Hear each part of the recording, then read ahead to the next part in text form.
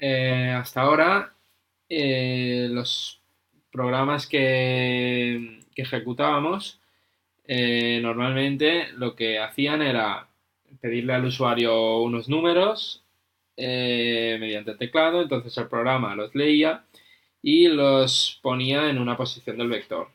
Y entonces, pues se ejecutaba el programa, ¿no? Con este vector y al final, pues se producían los cambios que fueron necesarios y salía, pues, algo en pantalla, ¿no? Para dar el resultado de lo que estábamos ejecutando. Entonces, yo me dedico a explicar la parte de ficheros. Entonces, los ficheros son un conjunto de vectores, por decirlo así. Es mucha información recopilada, recopilada, junta. Porque, por ejemplo, si nosotros queremos tener los datos de muchos clientes en un mismo sitio, pues no lo haremos en un vector, porque este vector será infinito. Si queremos saber la edad, el DNI, dónde vive. Entonces es donde donde actúan los ficheros, ¿no? Entonces, como decía, un fichero es una colección de datos que están en el disco del computador. Entonces, eh, normalmente eh, lo que pasa es que el vector está vacío, entonces se cogen los datos del fichero. Entonces estos datos se trasladan, obviamente los datos que interesan, no todos, o quizás sí que son todos los que interesan, los que convengan. Entonces se trasladan al vector estos datos, en el vector se ejecutan, se hace lo que sea, ya que suponemos que el vector está vacío, y una vez se ejecutan, eh, vuelven al sitio inicial, ¿no? Al fichero, los datos. Y el vector vuelve a vaciarse, por así decirlo. Entonces, resumiendo, lo que pasa es que los datos van al vector, se ejecutan, se da el resultado al usuario de lo que se ha ejecutado y después los datos vuelven al fichero de donde procedían. Entonces, ¿qué más? Eh,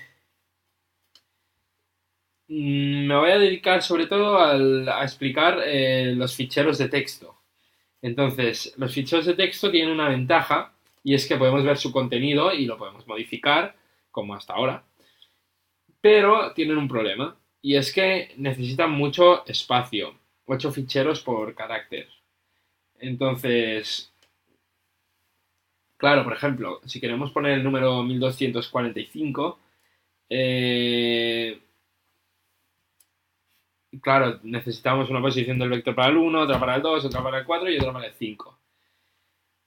Ocupa mucho. Ese es un problema grave, bueno, grave, que afecta.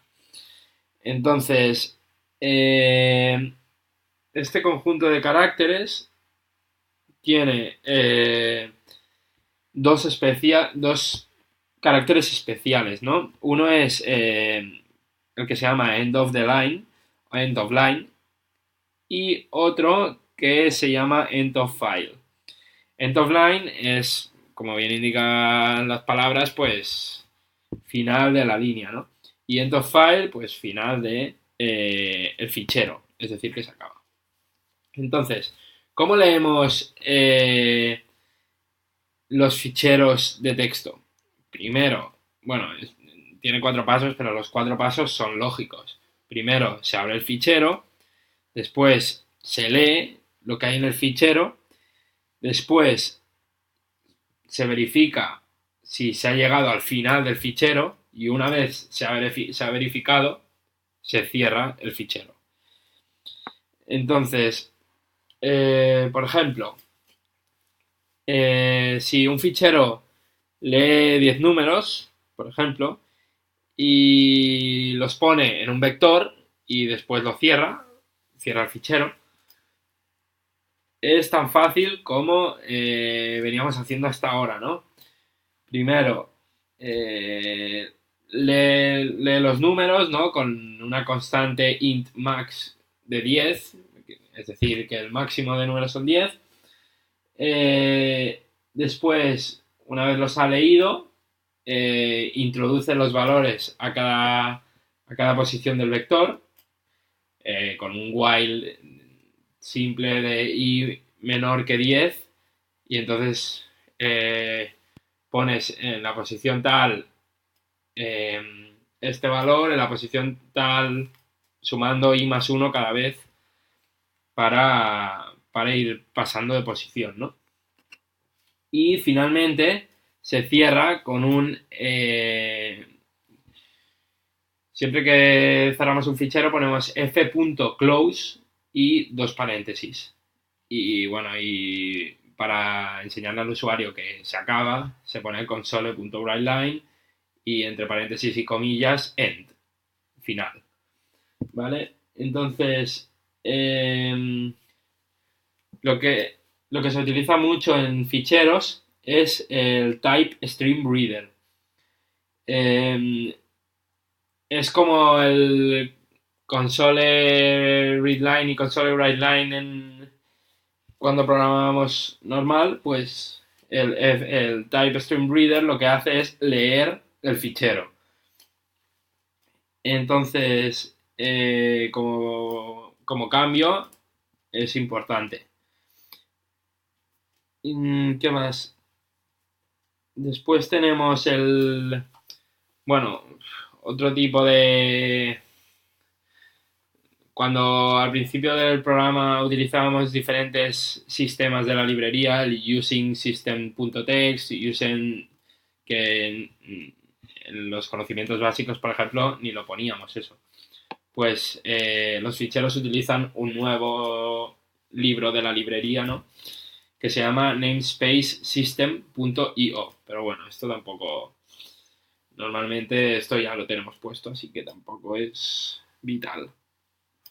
Entonces, una cosa muy importante es que, por ejemplo, si yo tengo el fichero que se llama numbers.txt, por ejemplo, si yo tengo este fichero, para que el programa vaya bien, este fichero tiene que estar en la carpeta de bin o debug, es decir, de ejecutar. O sea, en la carpeta que se ejecuta tu proyecto, no puede estar en otra carpeta, porque si no, dará un error. Entonces, siempre tienen que estar fichero y el programa en la misma carpeta, es muy importante. Entonces, ¿qué más?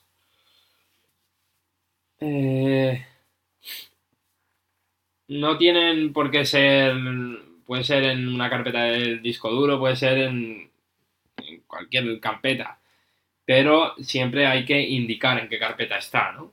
Es muy importante indicar,